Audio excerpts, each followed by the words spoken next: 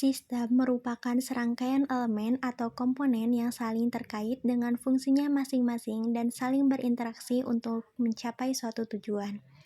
Pendekatan sistem sendiri merupakan langkah yang digunakan dalam memecahkan masalah dengan melihat masalah secara menyeluruh dan melakukan analisis secara sistem.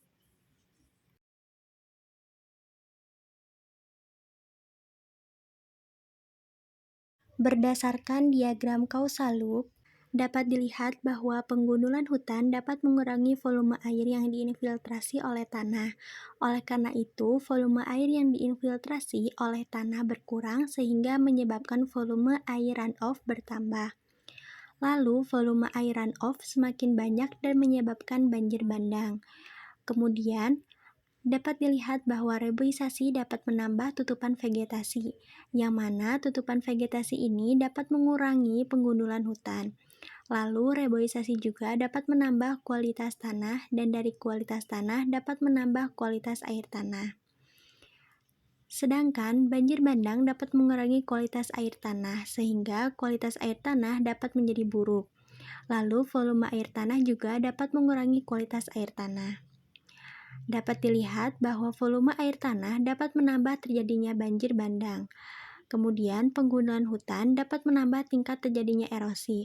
Lalu, tingkat erosi dapat mempengaruhi tingkat kemiringan lahan, dan tingkat kemiringan lahan yang semakin tinggi dapat menambah resiko terjadinya banjir bandang. Selain itu, curah hujan juga dapat menambah resiko terjadinya banjir bandang. Tujuan dari pembuatan sistem simulasi yang akan dibuat yaitu mengetahui skenario untuk memecahkan masalah, yaitu terkait dengan banjir bandang yang dibuat melalui penggunaan aplikasi PowerSim.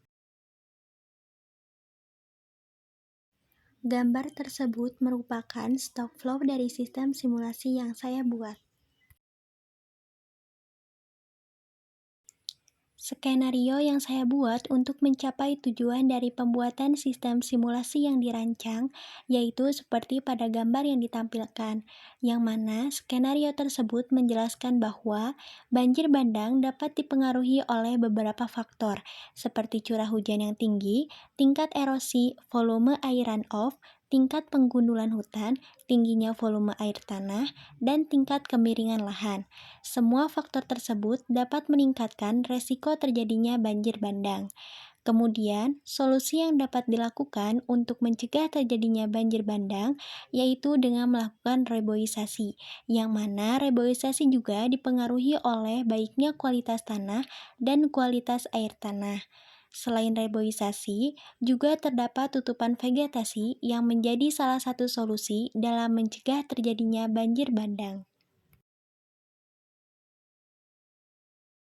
Skenario terbaik yang saya buat yaitu dalam mencegah terjadinya banjir bandang terdapat solusi dengan melakukan reboisasi dan tutupan vegetasi, yang mana jika dilihat dari gambar tersebut, solusi terbaik dalam mencegah terjadinya banjir bandang yaitu dengan tutupan vegetasi.